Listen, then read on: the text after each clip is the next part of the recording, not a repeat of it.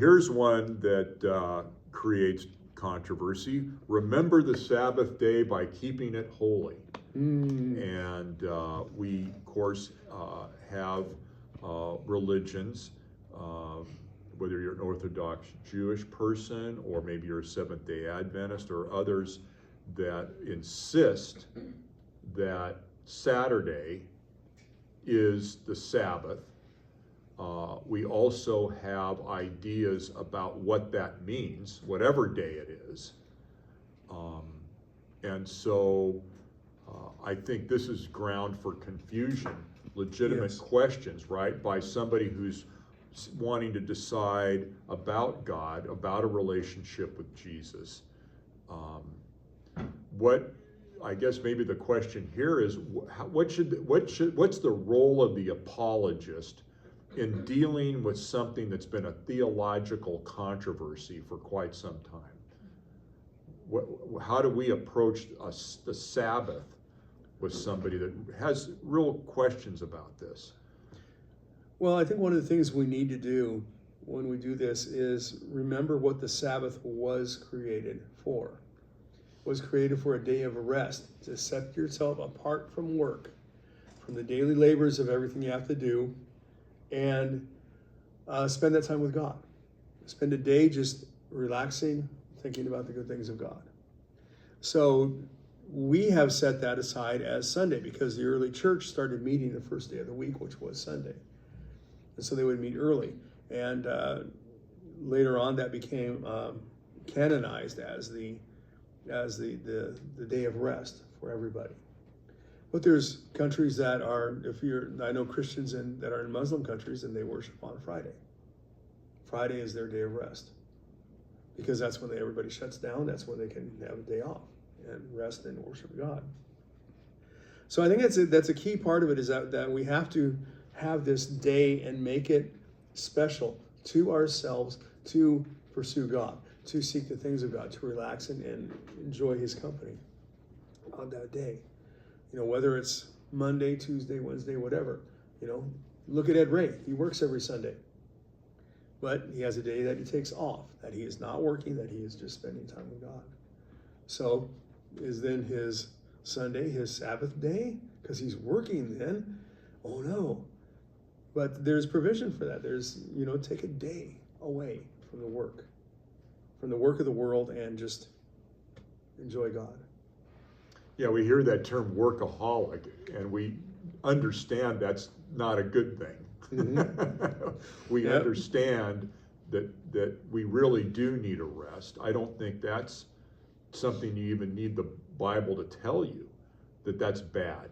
That there's burnout and there's health issues, etc. So, God is a practical God.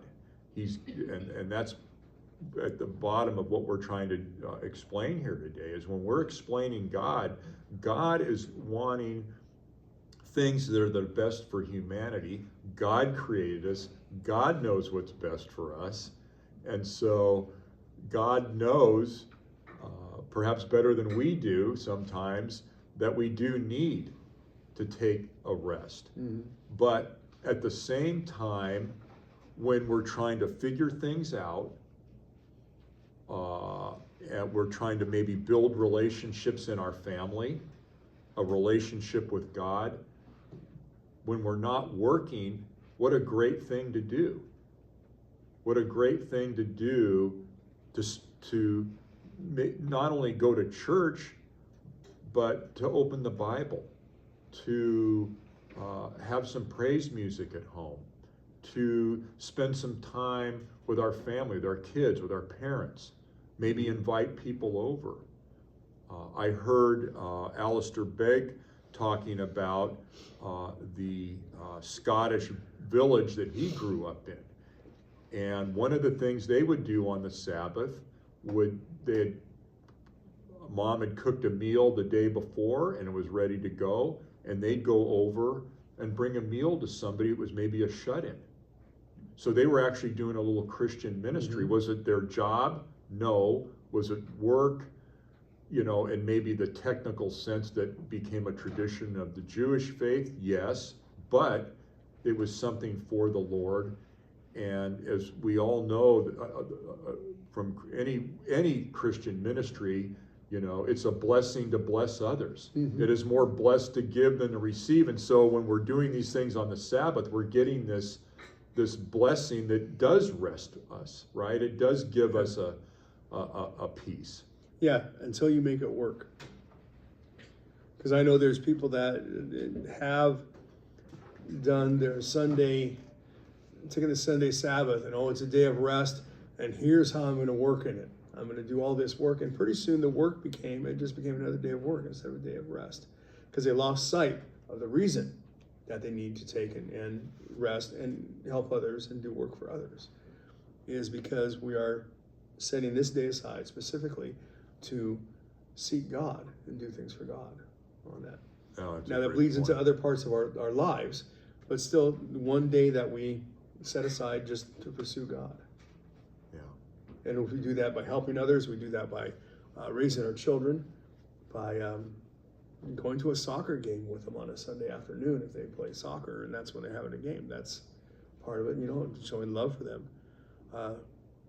And I think that's all wound up in this whole thing of keeping the Sabbath day holy. Keep it special. Right. Keep it set apart. Yeah, we came up with this term in the country. I don't think it's used much anymore, but Sunday drivers, right? Oh, yeah. The automobile comes, and here comes the family, and they all load up in the car, and they're not going very fast because they have nowhere to go, really. Going for a cruise. That was before the first oil embargo. Right. So, yeah.